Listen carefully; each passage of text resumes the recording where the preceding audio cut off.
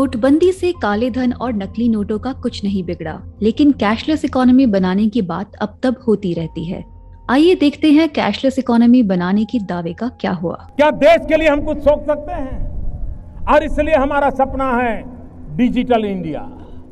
जब मैं digital India कहता हूं तब ये बड़े लोगों की बात नहीं है, एक गरीब के लिए है। अपने मोबाइल से वो बैंक अकाउंट ऑपरेट करे गरीब आदमी, वो सरकार से अपनी चीजें मांग सके, वो अपनी अर्जी पेश करे, अपना सारा कारोबार अपने चलते चलते मोबाइल गवर्नेंस के द्वारा कर सके। दुनिया की 21% बिना बैंक खातों वाली आबादी भारत में रहती है। पिछले साल तक हमारे देश में केवल 53% लोगों के पास बैंक खाते थे। भारत की साक्षरता दर 74% है और इसमें भी वे लोग शामिल हैं जो मुश्किल से अपने नाम का हस्ताक्षर कर सकते हैं। जब साक्षरता और वित्तीय समावेशन का ये हाल है तो रातों रात हम कैशलेस इकोनॉमी कैसे खड़ी करेंगे? कैशलेस इकोनॉमी के लिए तमाम चीजों की जरूरत होती है, जैसे कि फोन, इंटरनेट, बिजली और डिजिटल माध्यम तक पहुंच। आज भी आप डोमेस्टिक वर्कर के पास कोई हजारों में से किसी एक के पास एंड्रॉयड फोन होगा, नहीं तो वो बटन वाला फोन है। उनको एक बटन वाला फोन भी शायद मिलाना नहीं आता है। वो बोलती है दीदी ये नंबर मिला दो, मुझे मेरी बेटी से बात करनी है। तो ये डिजिटल इंडिया का दावा करके आप बोल रहे हो भ्रष्टाचार कम करेंगे, घूसखोरी कम होगी। नहीं, मैं तो बोल रही हूँ और बड़ी है। आपको हर चीज के लिए आपने कोविड में भी जितनी रिलीफ के काम किए वो सब आपने ऑनलाइन कर दिए। ऑनलाइन मेरे घर में इतने कोई पढ़े लिखे नहीं है कि जो इसको कर पाएंगे। इसके साथ ही हमारे देश में एक डिजिटल डिवाइड यानी कि डिजिटल विभाजन देखा गया है।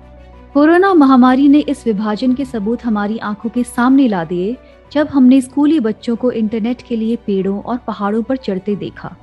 इसी तरह अगर महिलाओं की डिजिटल पहुंच की बात करें तो ये विभाजन और गहरा हो जाता है।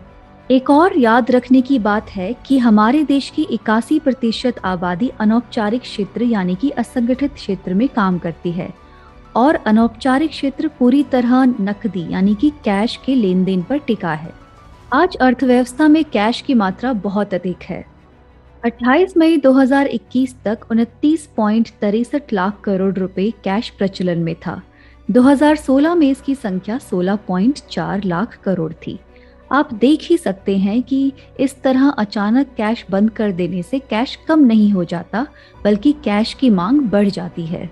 अनौपचारिक क्षेत्र का जो व्यापक हिस्सा है, बहुत बड़ा हिस्सा है, वो छोटे उद्यमियों का हिस्सा है, जिनको आप एकाएक औपचारिक क्षेत्र में नहीं ला सकते हैं, क्योंकि उनका कारोबार जो है उसका चरित्र अलग है। बिना हिसाब किताब के जबरन डिजिटलाइजेशन ने गरीबों के लिए नई समस्या खड़ी कर दी है और वो है डिजिटल फ्रॉड यानी कि डिजिटल धोखे की। आए दिन अखबार ऐसी घटनाओं से भरे पड़े रहते हैं कि कैसे आम आदमी को लूटने के नए नए हथकंडे अपनाए जा रहे हैं। ऐसे खतरों से बचाने के बजाय सरकार और ज्यादा लोगों को डिजिटलाइजेशन की तरफ धकेल रही है।